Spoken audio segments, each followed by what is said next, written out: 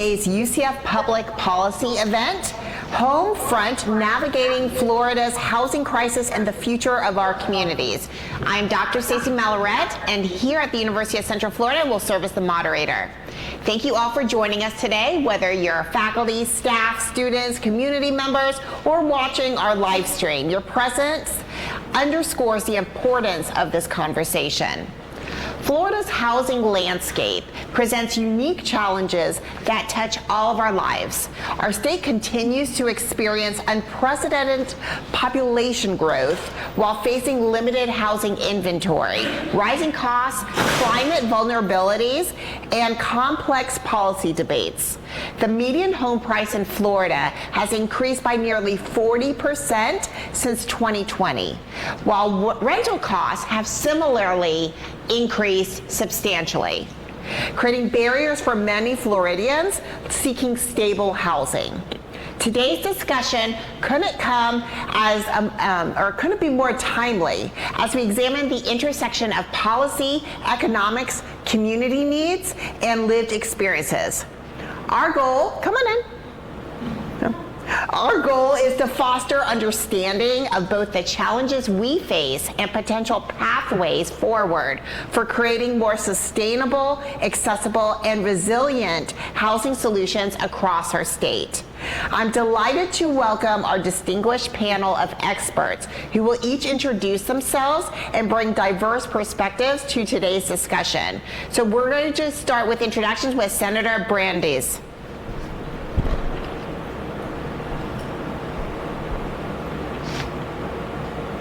That was quick.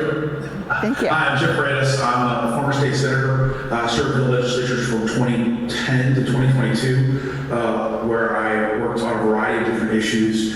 After leaving office, I started the Florida Policy Project. Florida Policy Project is a think tank. My big takeaway after 12 years in Tallahassee, and this will show up in our house discussion today, is that everything in Tallahassee, everything in kind of Florida politics is tactical, and there are really very few long-term strategies or long-term strategic issues that we take on, and housing being probably one of the most difficult ones to work on.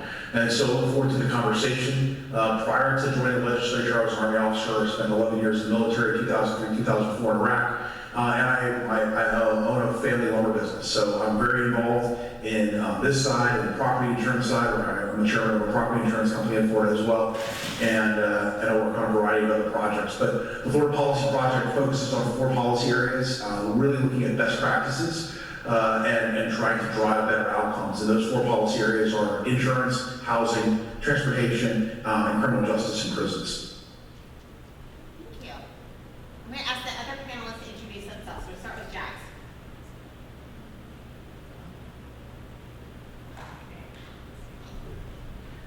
Hello, so my name is Jax Rivero.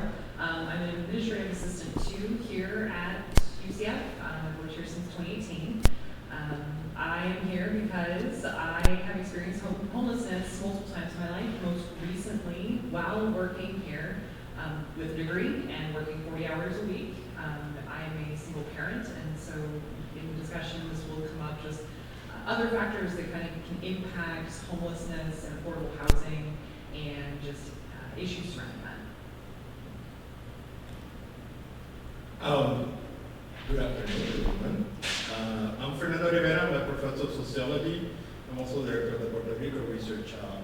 And I looked at housing in terms of the impact of different extreme weather events and the kind of migration that is housing and some of the challenges that we're facing right now. So it's good to see you. We're serving in another panel. So always good to share the floor with you. So I'll pass that on to you. Okay. Hi, good afternoon. Oh, you need to turn it on. There it is. My name is Pedro Malloret. I'm an attorney here in Orlando. I've been practicing in Orlando for 23 years. I'm involved in a lot of real estate, landlord, tenant situations, and I'm here to provide any information I can regarding the changes in, obviously, rents and the increases in rents and the lack of places for people both to purchase new homes and to rent new homes. I know it's been a struggle. There's a lot of issues, and whatever questions anybody may have, I'll happy to answer for them. And I'm Mike Getter. I'm the Director of the Office of Military and Veteran Student Success here at UCF. I've been here for about 3 years in that role. Prior to joining UCF, I worked in about 15, 18 months in a program for homeless veterans where we dealt with how to house veterans going through many different life crises. 23-year Army officer. I've been a lifelong renter. I still rent to this day and go through the same struggles everyone else does when it comes to negotiating with your landlord, with your lease, and everything else you gotta face. They just indiscriminately want to raise your pet fee for no apparent reason other than because they can. So I look forward to the conversation. Okay, great. So thank you all in advance for sharing your expertise, but we're going to get started with Sandra and Brandis. Sandra, I know you have been a strong advocate for market-based solutions throughout your career. When it comes to our housing crunch, how do you think we should thread the needle between keeping homes affordable while still respecting property rights and encouraging developers to build more?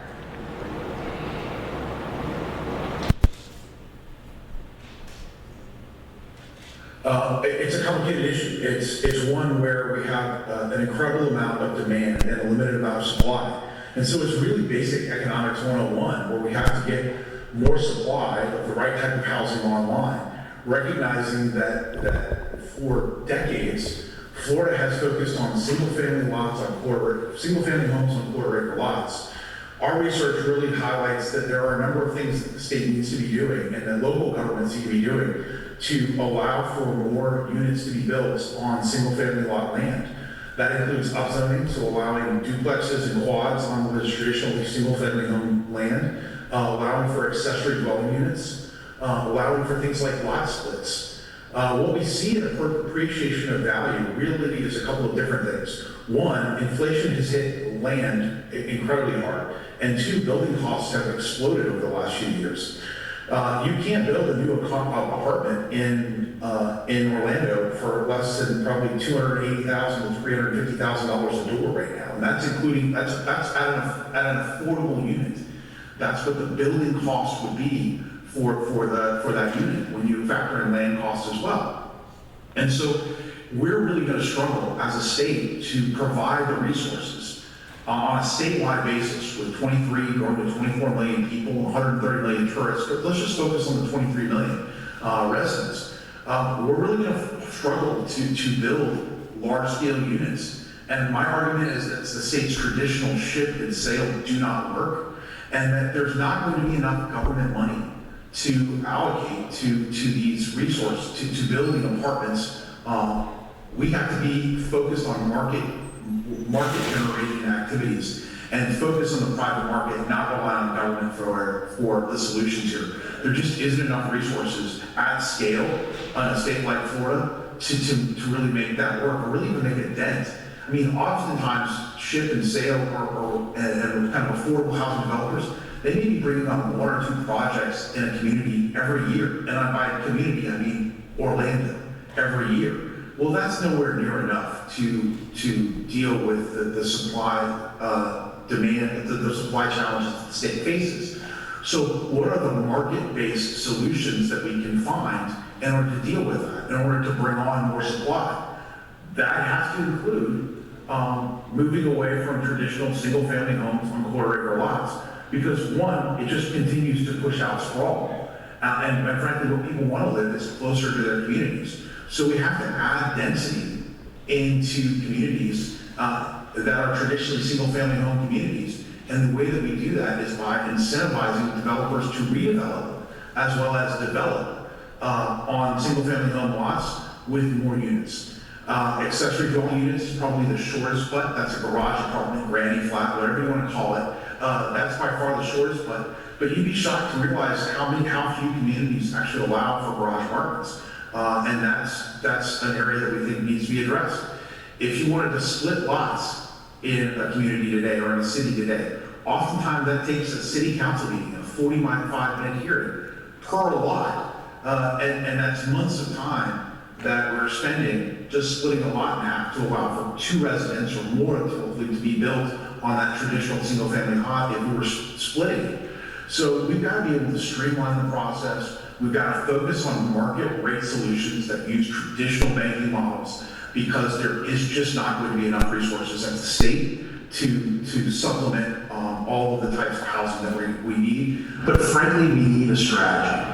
And I think that's the biggest challenge Florida faces, is it doesn't have a comprehensive housing strategy. And frankly, I think partially is because the university, one of the things that I will put back to the universities is, in my time in Tallahassee, in 12 years in Tallahassee, 0 times did the universities come to us with a solution for a problem Florida was facing in housing or in virtually any other area of public policy that we've dealt with. And I think it's an opportunity for the universities to engage more in that conversation and to bring forth solutions. I'm so glad you brought up the universities, because I know from talking to my own students, the price of rent has increased substantially in the past 4 years. How many of you have seen an increase in your rent? Okay. All right, well, thank you very much. I love the idea of the garage apartments. That seems like a low-hanging fruit for a lot of communities. To Dr. Rivera, we are seeing more people move to Central Florida after hurricanes and other climate events. How is this climate-related migration affecting our housing situation here? And what does it mean for folks that are trying to find affordable places to live? No, thank you for the question. So one of the things that we did a study that was with the National Academy of Science, the Gulf Research Program, and we look at what was the impact of people moving from Puerto Rico after Hurricane Maria and coming to our region. In 2018, we found that there was really no negative impact on the housing situation out there. So that was 2018. If you move forward now, obviously after the pandemic, there was incentives. I like the idea of free market solutions, but we have a lot of governmental influence on the policies that we can do. So there was an encouragement to a lot of people to move here after COVID. And obviously COVID, that type of, that we could say in a sense, pandemics are climate related in a way as well. Brought in a lot of challenges out there in terms of, the construction costs went off the roof, the population increased. So now we're dealing with this situation that, these events do actually impact the way we do markets, the way we, do housing costs, all those type of things. So in a sense, we don't have enough necessarily inventory to have affordable housing out here as well. But now we're seeing sort of the issue that we're getting more and more. We have very different extreme events that are happening. I don't think anybody was in North Carolina was expecting them all of a sudden they were going to have a hurricane in the mountains of North Carolina impacting some of the issues that are going on. So now we're dealing with issues of, locally here in terms of flooding. So a lot of, we have the storms in the summer, not necessarily, a major crisis event out here, but those are impacting your flood insurance. So insurance is sort of becoming an issue that is affecting also, the capacity for you to rent and the capacity for you to have a house out here. So, so insurance costs are rising because of this climate-related type of weather out here. Add that on top of, if you have people moving into the community and already we have, the Central Florida market base is not necessarily a wealthy type of situation out here in terms of that. In terms of, we still a very service-oriented type of community where the average income doesn't match with the average cost of affordable housing.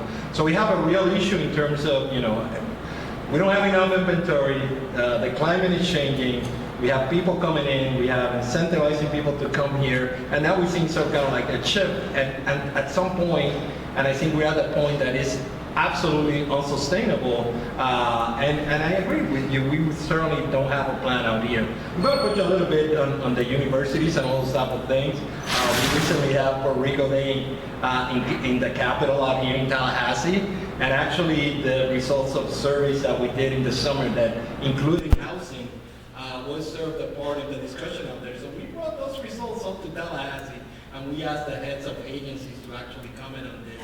So we were more than willing to work with our legislators to come with creative solutions to the problems that we're facing. So we continue to do that and have these policies that all of us can find a solution. And as a follow-up, what about insurance companies dropping customers? Yeah, that's I'm not an insurance market expert, but we know that, there was some shadiness in the terms of some insurance companies out here, and this is where the issues, how much regulation you need to have and all this type of things. But me personally, as other people, we found out that, your insurance company went bankrupt, and this is the one that's going to replace it. So it's becoming a difficult market out here in terms of that. I think there were some reforms that were recently passed, and there's some new insurance companies out here that are being adopting the state and taking the risk. Because now, at the end of the day, insurance companies are not necessarily charity companies. They provide a service and they make their risk analysis. But it's becoming more and more risky for a lot of insurance companies to provide their services out here, especially when you have, you don't have to deal with kind of like these major events that hit the news, like hurricanes and tornadoes. But it could be a Friday afternoon. We have a storm in Orlando. We have had these issues. We get 8 inches of rain. We don't have the infrastructure for the sewer system to account for that. Then your house floods because the maps were not updated, and you think you were in a safe zone. And all of a sudden you have flood insurance. You didn't have flood insurance. You have flood damage. It's not covered by your insurance, and then you're out of luck, right? So where do you turn to in terms of those cases? So it's becoming a little bit more complicated, but that's what we need to have: invest the resources that we have more up-to-date information, that we have more conversations with the insurance folks, and really confront the realities that we have in terms of that, and certainly more of an issue that we need to deal with. Yes. All right. Well, thank you very much for that insight. All right. So we're going to switch over to Pedro Malaret. So Pedro, I know your legal practice, you see real-world housing issues that people face every day. What tenant-landlord problems are you seeing most often right now? And I think this would be great for students to hear, especially if they are renting. And what legal rights do you wish more Floridians knew that they actually have? Well, to begin, I'll say that one of the reasons why prices have gone up is because during the pandemic, there was a lot of construction happening, a lot. You would see brand new neighborhoods being built. However, they went from being built for the everyday person to having hedge funds come and buy out the whole neighborhood. So I think we had 5 to 7 projects in Orlando between Orange County and Seminole County that were being built at one time, and the majority of them were bought out by hedge funds. So if you wonder why houses are so expensive, it's because people came down during COVID and they moved here by the millions, bought houses that were cheap for them compared to where they were coming from, and and that obviously the more people buy houses, the higher prices go up, the more demand goes up, the less people want to rent and they want to sell their houses to make a profit, so it makes it more expensive, which drives up everybody's rent if you try to find some place to live. People, now my house is worth more, so you have to pay me more. But this goes into a problem with renters because now they don't understand why the landlord's coming in saying, hey, your rent is going up. Well, in certain counties, they've made rules. In Orange County, for instance, they've made rules that your rent cannot be raised up to a certain percentage every year. However, in Seminole County, because UCF is kind of on the border of both, where people live in Vito right here in Orange County, they don't have that restriction. So every year, your landlord has the right to ask for more rent. And because of the amount of rental properties exist, the landlord is looking at everybody else what they're renting for, and then they're increasing their rent. So it makes it for the average renter to be able to afford an increase. So depending on how you rent, if you are a renter and you're signing your lease, you would probably want to see if somehow you could agree to a limit on any raise of rents in the future when you do renewals. You can always add that to the contract. Obviously, you might have an issue with the landlord doing that, But if they know that you're going to stay there for a certain amount of time, then you know your rents aren't going to increase. And if you are going to renew, you have a little more power in being able to control what that increase is going to be. Now, obviously, in every rental situation, every landlord-tenant situation, there's always an issue about paying your rent, the late fees, when you don't want to pay your rent because the air conditioner doesn't work or something's wrong with it and you don't repair it. A lot of people don't understand is there's a lot of power with the tenant on those situations. For instance, there's a thing called a 7-day notice. So if there's something wrong with your rental, the first thing you need to do is send the landlord a letter or an email in writing so that you have that information. By rule, by law in the state of Florida, you have 7 days. By law in Florida, you have 7 days. You can give a 7-day notice to your landlord with stating what is wrong and it needs to be fixed. Now, if they don't fix whatever you requested to be fixed, you have options. You either have options to file a lawsuit against them for not fixing it, and you can also have the option to say if this is not fixed in a certain amount of time, in the 30 days or 15 days, then I have the option to either not pay withhold rent or actually terminate the lease. And that's the biggest power that tenants have that they don't know about, because imagine if you knew that you gave notice to your landlord that they had 7 days to fix something and they didn't, and you weren't happy and you didn't want to stay, you think you're bound to the contract for 2 more years, but you're not. As long as you do everything you need to do in writing, you make sure that they have notice and make sure they get the notice, then you're able to have a lot more power than you think by termination or withholding rents. The other issue that I think that people think they don't have is if there's something wrong that is instant automatic, like you at home, there's rain, you have storms, you have hurricanes, and all of a sudden you see black mold. That's a 7-day notice also. However, when there's violations that are considered health violations, and they don't come immediately to fix it, you can contact government agencies, the state and the county agencies, and they will notify the landlord that if he does not fix these issues, they will be in violation and they'll be fined. And these are hefty fines, they're daily fines. So I guess the most empowerment I think that a tenant would have is make sure that they read their leases, make sure that they try to negotiate provisions that assist them in case they want to renew in the future. If you're here for at UCF for 4 years and you have a 1 or 2 year lease and you want to be able to stay there for 4 years, because the last thing you want to do is move.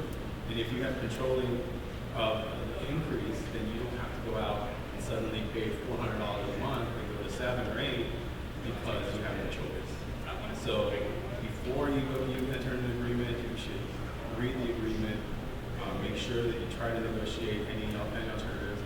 And obviously, the landlord has in its favor because we have a small rental population of available rentals, and that makes it, the landlord gets more power to, basically tell you what you're going to pay them, not what you're going to get paid. But if you try to negotiate at least a minimal increase yearly, if they're going to increase it, and protect yourself that way, it will assist you in the future to be able to have a more affordable rental situation. And I like to also, you all have the right to go to student legal services, which is actually on the 3rd floor of the union, and they will review contracts for you. They will also help you if you do have a situation and need a 7-day letter. They will send it for you on your behalf. I had a student who their apartment was infested with cockroaches. The landlord did nothing. He went to student legal services. They wrote the environmental health and safety department or something, and got taken care of. So that's paid for with your activity and service fee. Y'all don't have to pay 1 dime to use that service on the 3rd floor. So just want to let you all know that. I got just a couple more. Just so you know that if your landlord ever does anything to you, you have protection for retaliation. They have to give you notice, significant amount of notice, more than 24 hours. If you if they want to come to your apartment, they can't just show up and say, like, I want to come in. They have to give you notice, significant amount of notice. They have only 15 days to notify you after you leave whether they're going to keep your security deposit or not. And if they don't do it, they can't keep your security deposit.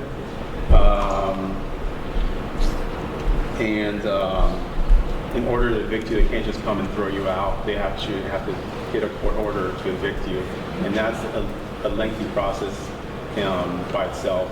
So you are protected by the laws, and I do have a layout that if you ask, I can send it to you, or I can give you a copy, send you a copy via email on all the rights that you have. All right, thank you. All right, so speaking about housing and affordable housing, we're going to switch over to Jones. So Jones, you've been in the trenches trying to find and keep affordable housing while working and raising a family. Can you share what that journey has really been like for you? And what do you think experts and policymakers miss when they talk about affordable housing? Thank you, Stacey. So yes, I have been homeless a couple of times in my life. Most recently, as I said, has been during my time here working at UCF, so in the Orlando area. It was during COVID. And I have been I was a single parent for the first 15 years of my son's life, which also, just a quick add-on, definitely understand the eviction process, because that's going to come with my story. I didn't understand the eviction process, and it definitely harmed my ability to rent. So working as a state employee does not necessarily garner the largest paycheck. There's a lot of good benefits, and also I chose to work in higher ed because I had a miserable time getting my bachelor's, and I wanted students to not have a miserable time. So a lot of us who work here do it for the love of it. A lot of teachers in general, so educators, people who work in schools, we do it because we love it, and because we love our students. So I very much still chose to work here throughout my stint of homelessness for the 2 years that I was doing it, because I love it here at UCF. And so I don't want my story to be any sort of negative light of this institution. I love it here. I'm still here. I will be here until they make me leave. Being a parent is definitely something that is difficult, because a lot of people, especially, so what I wish policymakers would understand, there is definitely the long term we have to look at. So these projects and talking about research, that is how we're going to solve this issue, is through a lot of long term, policy changes, research being done, and having that argument in the data. Unfortunately, because we're dealing with people, we have the short term crisis. For me, being out and being homeless, I was paying $1,600 roughly a month for a no-bedroom, hotel room for my son and I to share. It wasn't great with, they had bugs, it wasn't great plumbing, it wasn't a great area. There are a lot of benefits. Luckily, we went homeless in Orange County, so there is the McCain-Vento program. This was able to not disrupt my son's education, so he was able to continue with his friends to go to the schools that he was on track to go to. Unfortunately, that kind of limited where I could live. If I wanted him to stay in that school and not disrupt him, because it's kind of emotional to change schools midway or change schools in middle school or high school. So I had to look in the area around UCF, which a lot of students are in. Also, there's the idea of, going back to the point of they're building single-family homes on single lots, they're looking at, if you're going to have a 2-bedroom in an apartment, or if you're looking for a townhouse or a house, if you're looking for these smaller things, they're assuming it's 2 parents and a kid, or 2 adults who are roommates, or 2 couples. So you're having multiple incomes. I was trying to pay for 2 bedrooms on 1 income. There's the idea that it asks for all of your income, so that includes child support, which I was not receiving regularly. My child's father has not been in the picture and was not reliable. That happens to a lot of people, to a lot of couples, to a lot of parents, single parents. So if I didn't get that check each month, I couldn't pay for my hotel room. And so having that over my head was daunting. It's extraordinarily stressful, which does cut into my ability to look for things. Understanding the eviction process is also huge. I thought I had been evicted from my last place. I had gotten notice on the door, the sheriff was gonna come, but I moved out. I paid all of the missing rent, but I really thought that I had an eviction on my background check, but I could never check, I could never find it. Or everything that I did find, it didn't say anything, but I didn't trust it. So I always checked the box that I had an eviction on my record, and I got denied over and over and over again. Turns out, if you go through the court system, you go to the trial, you have the sheriff actually throw you out, then you become an evicted person. That at least was how it was in Virginia. So understanding the eviction process and understanding if you have something on your credit or your background, getting that double checked and looking at it and really understanding is going to be helpful when you're applying for different places. So I think a lot of it, the long term definitely is we're having to move towards looking at environments, we're having to look at data and people and places. It's also the understanding of who is living in the area. There's a lot of people who work at UCF. We are a very large institution. As a single parent, I don't have the luxury of living 30 to 40 minutes away, like some of my colleagues do, because they have another parent. They have a parent who works closer to home. So if their kid gets sick, that secondary parent can go pick up their kid or take them to the doctor or be with them. While my son was in elementary school, couldn't stay home alone, I would have to leave work. I'm the only one. I have to go pick him up, take him, and be with him. My sick leave was the only sick leave getting used. So it's understanding the types of people and who's living there. It's not going to be traditional families all the time, or it's going to be, people who are caregivers, people who are roommates, but then, someone gets sick, or someone has an injury, or someone drops out, or there's a lot of different things that can impact how people are paying and what income we can actually rely on. And I noticed that from where I was living for the 2 years that I was homeless, I saw all types of people. I saw the stereotypes. I saw people who were just really struggling. I saw people who just didn't want to leave their dog, and they didn't have enough housing that allowed pets, or that the pet fee wasn't extravagant. So it's understanding who's being served and who's not being served, who's being left out of the conversations. And this aspect of yes, technically child support is part of my income. I still don't get it regularly, so I try not to budget with it. And dealing with people is always going to be some of the most heartbreaking work, because a lot of this is going to take a long time. But it's having empathy, understanding your rights, understanding the processes, and understanding your community. I think is really important. Guys, thank you for being so vulnerable with us today. Appreciate your true story. Oh, yeah, snaps all around. Okay. All right, our last panelist, Mike Heppner.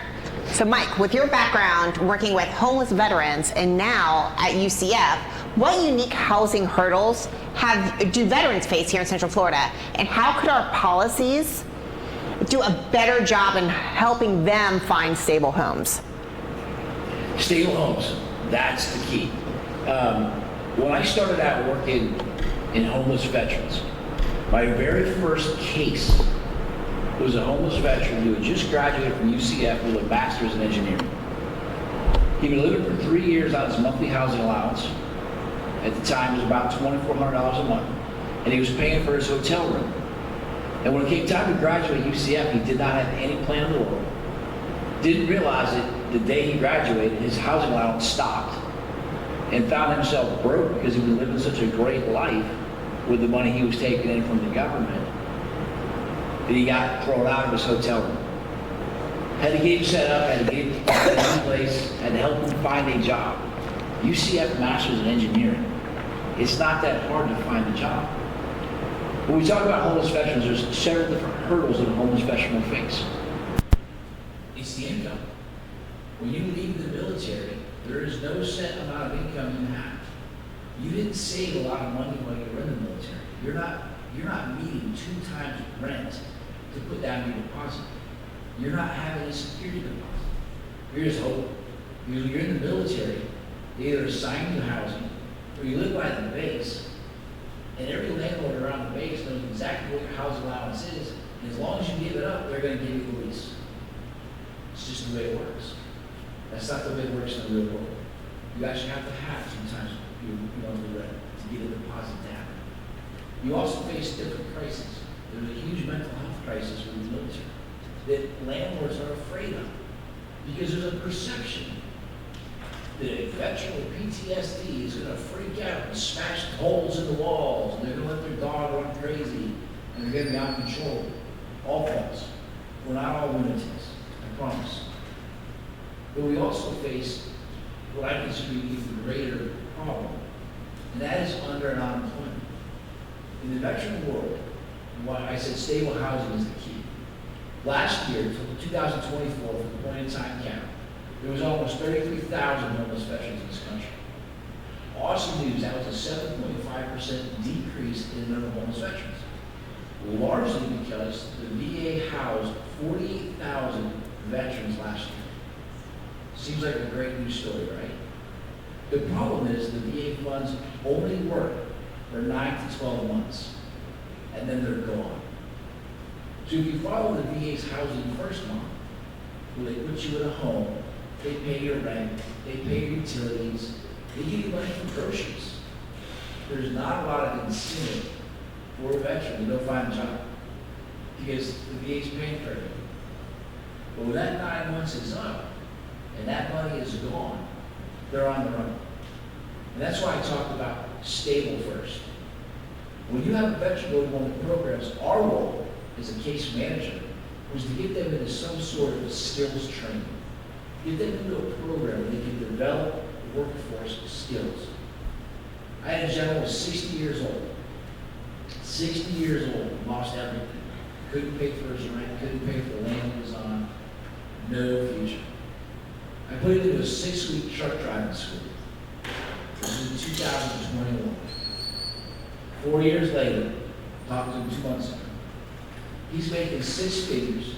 He's a director of training for the trucking company, and he's got a new house. Because of a workforce training program that was 6 weeks long we put him into. So we talk about policy, we talk about ways to look at different things. What I tell the VA all the time, awesome, you house 48,000 people. 12 months from now, 18 months from now, show me where they are.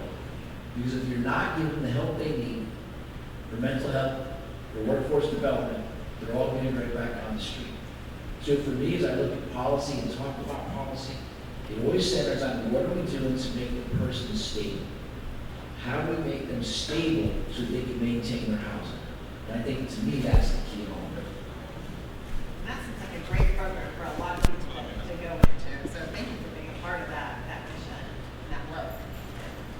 All right, so I think now we will open it up for any questions the audience may have, if you have any. And don't worry, if you don't, I have more questions.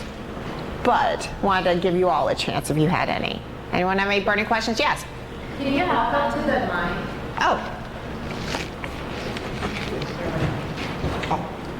Oh, thank you.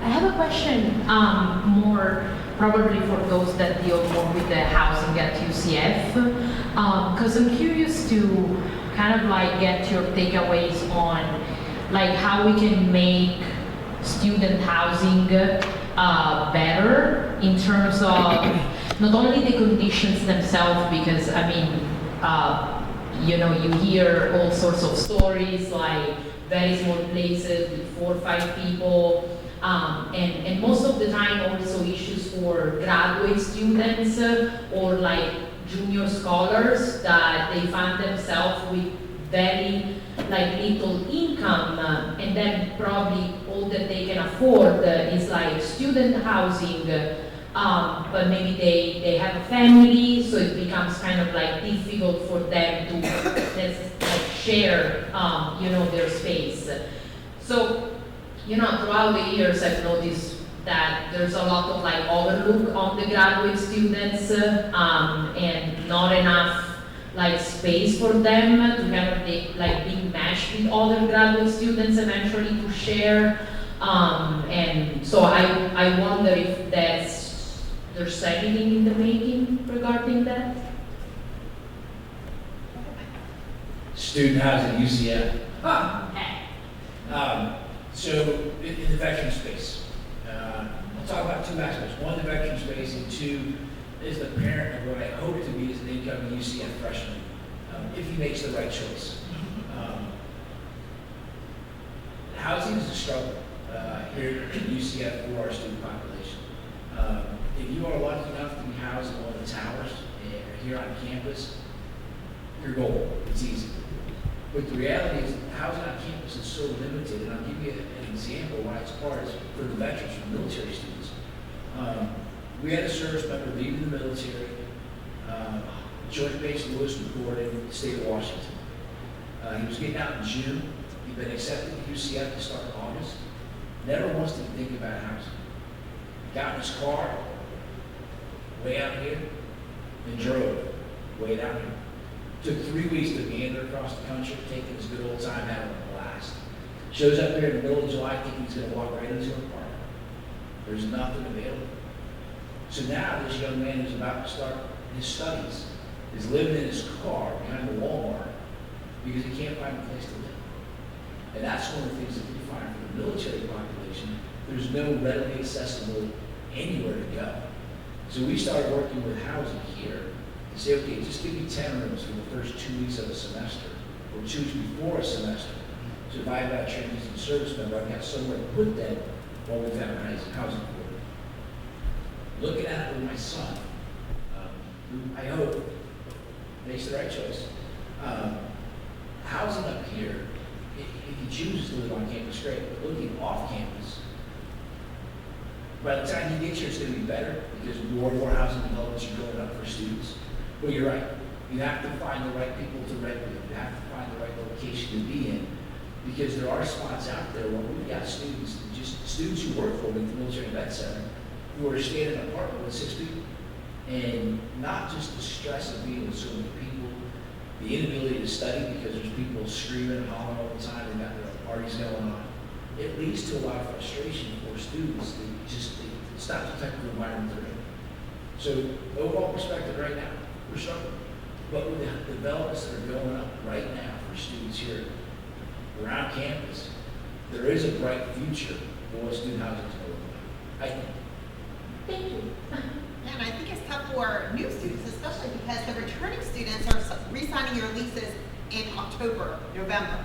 So all those apartments are already taken out. And so this fresh face, freshman comes at orientation. Hey, let me find a place to live. There's no more rooms. So, and there's only limited housing for, not every freshman has a housing spot guaranteed. Yeah, look, and again, for on campus housing, you age out because the priority is to freshmen, and you'll age out and have to go find an apartment. But what you were saying, ma'am, is that it's just that when you show up orientation with your family, you think you're going to be able to find some place to live, and there's no luck. And we tell our students now, we get an acceptance, so we find out for our students when they're admitted. And part of our welcome letter from the Military Center we send back to them is, if you plan on moving here, find some place to live right now. So we're telling students who are already admitted for spring of 2026 to start looking for housing today because it's that tight right now.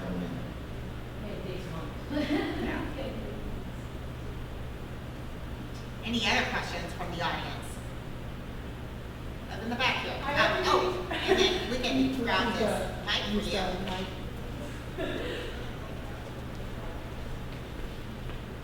Hi, I was curious because I'm a senior right now, and so I've lived here all 4 years so far, but I'm just curious what you guys think about the pricing aspect of everything. I'm just curious about everyone's opinions because I honestly had never really put much thought into the abundance of apartments we have, because it does seem like every year there's like 2 or even 3 new apartment complexes being built. But it's the pricing that especially worries me, especially as a soon-to-be graduate. It seems like even just a couple years ago in my apartment complex, my friend who used to live there, the rent was $850 a month, and now it's like $1,100. And so what do you think is going to happen, or what do you think would be a good way to combat the rising prices are just insane to me. I feel like bring the mic back up. Hey, so rising prices. In our packet, in our conversation, there was a question about rent control, which I'm sure will come up regularly. We talked about rising prices. So I live, as I said, I'm a lifelong renter. I live down in Osceola County. And working in the homeless veteran program, the number one problem I have is not with the rent control, it's with the federal government. Because every year, the Housing and Urban Development Office publishes the fair market rates for rent in every zip code across this country. In 2023, in Orlando, that rate went up by 13.5%. Last year, it went up by 5.5%. Now, like Jack's, Dr. Rivera, we're UCF employees. Dr. Rivera might be different, he's a doctor and a professor. So like Jackson and I, rent goes up 5.5%. My pay rate was only 3%. Those don't equal each other. So there is a huge disconnect with the way that the housing market, the rental market is priced. But it starts with that FMR rate coming out of HUD. And I've recommended to 2 different congressmen, have HUD freeze it. Freeze it for 5 years so we can catch up with where people need to be when it comes to rent. Death years every time. So is it better today than it was 2 years ago? Yes. Like I said, 2 years ago it was a 13.5% increase. This year it's only 5.5%. So it started to level out. But my home that I rent, my rent's gone up. Now not what I'm paying, but my FMR rate is going up by $2,100. I haven't moved. I live in the same spot. But I fight with my landlord every year when it comes time to renegotiate, because I won't pay you. I'll leave, and he knows it, and I'm a great tenant. So that's part of it too. When you get a lease, you go to renegotiate your lease, you gotta fight with your landlord. Make them tell you the fees that are in it, and make them justify to you why they're gonna raise your pet fee by $30 when your pet's not doing anything different than they did last year. But they tried that out. And I told them, no, not me. So yeah, rent's crazy. Unfortunately, there's nothing we're gonna do about the level to fix that. I don't think. Yeah, I'll just add, look, I think you have to understand costs of landlords have radically increased as well, right? Just insurance costs alone, 5 years ago would have been about $500 a door. And in markets, I live in Pinellas County, it's not uncommon to see $2,500 to $2,500 a door now for just insurance on that unit. So, oftentimes, you're paying 1 month of rent or 2 months of rent that goes straight out the door to the insurance company that's underwriting that property. And that's just because risk has gone up, and because Florida faced a litigation wave from 2019 to about 2022. So that's starting to moderate now. Insurance rates are starting to stabilize. They aren't seeing the parabolic increase of 20, 30, 40% a year that they were seeing over the last 3 or 4 years. And so that's obviously had an outsized, impact on rents. I think the other thing that's is going to impact renters is interest rates. You don't think about it, but trust me, the ownership company of that apartment complex probably doesn't have a loan for more than 5 years on it. And when they first established those rents back in 2020, interest rates were, right around 3.5%, 4% for them. Now they're up to 7.5%, 8%, 9%. For them, and so that's going to affect, what their cash flow is and ultimately what they charge their rent. And as a landlord, I agree. It has gone up substantially. Jack? I'll say, so I deal with a property company that owns multiple kind of buildings, that kind of thing. So I don't have necessarily a landlord to go yell at, and it is daunting. So knowing your rights that was mentioned earlier, so knowing what you can and cannot argue is definitely a good thing. I don't think it's looking very good. I think I mentioned about external factors, so getting involved and knowing what's happening locally is also going to be extremely important. If you have the ability to live, let's say, further away from where you end up working, but you have to take tolls, understanding the toll reimbursement might be going away or is going away, so that budgeting for things to come back or to have money back, So understanding the actual cost of living, so you might find a cheaper place to live that's 40 minutes away from where you work, but how are you going to get there? What does the gas look like? What does tolls look like? I'm very lucky the place that I got into was feasible for, as I mentioned, I am now paying for 2 rooms, but I'm married, so I actually have a spouse that helps pay for it. My son, it doesn't work, can't pay rent. So your living situation, do you want to live by yourself? Do you want to live with people? I don't understand how people live by themselves anymore. I really, really don't. So I think kind of understanding all those external factors, at least in the short term, like you might have to go further out, but still understanding rent is more than just your actual rent sometimes. So. No, and that's a great point also, because we kind of like just look at the price of rent. But especially for students, they don't realize how's your credit. Maybe you did some borrowing and you have some things in your record, and then it becomes more difficult to do that. Even for homeowners, right? All the things, when you become a homeowner and you say, well, it's a mortgage and all those type of things, but all the repairs that you have to do, the housing, the HOA fees, that they keep increasing, then maintenance of the house, all those type of things, right? On and on. And we're not even talking about, rate, all of a sudden you might have a hailstorm and your roof is shut. You need to replace it, and then, start leaking, you get some mold, and it just adds up in terms of that. So, sometimes there's a lot of considerations out here. But I think also, more at the macro level in terms of, obviously this situation, it seems to get worse in a sense. But it's kind of like this idea that we have equated housing with wealth accumulation, right? In terms of that, it's kind of like this idea out here. And perhaps that's not available for everyone out here. And even the ones that have a home right now, you can easily sell it. But then how can you buy another home? Because it doesn't add up with the matches out there. So we have to really have more of a grown-up conversation in terms of, we cannot allow people not to have a house and some dignity in terms of that. And we cannot be using housing as a money-making apparatus and just doing laws that benefits this particular group against beating another group out here. And, and it's the reality for our region out there that the salaries are not there to match up with the demand out here. We see some of the things that are happening out here, even your colleagues out here. Even when you see the form in our public schools that actually allow for kids to say that you're homeless, that tells you that it's not an individual problem. It's not a problem about making the wrong choices or anything like that. That's some structural type of issues that we really need to come together and try to solve if we really care about the future of our communities.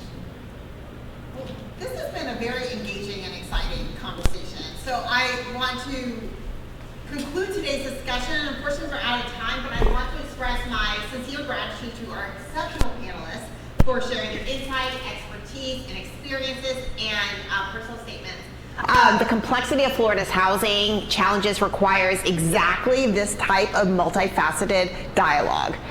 So several themes emerged today that's worth highlighting. We talked about the tension with the market-driven solutions, policy interventions, importance of considering climate resilience in housing, the legal frameworks that shape housing, but more importantly, the real human impact of housing instability on our neighbors, our colleagues, and our community members. So I hope each of you leaves with not only a deeper understanding of these issues, but a sense of agency in addressing them. So whether that's through civic engagement, policy, advocacy, professional work, or simply being a more informed community member, We all have roles to play in creating housing solutions that serve the diverse need of Floridians. So for those interested in continuing this conversation, I encourage you to explore resources available through UCF's Civil Discourse and Engagement Office website, where you'll find recordings of past events. So if you want to see what else this office has done, you can check them out. So thank you again for your attention and your participation, and have a wonderful afternoon. Thank you so much.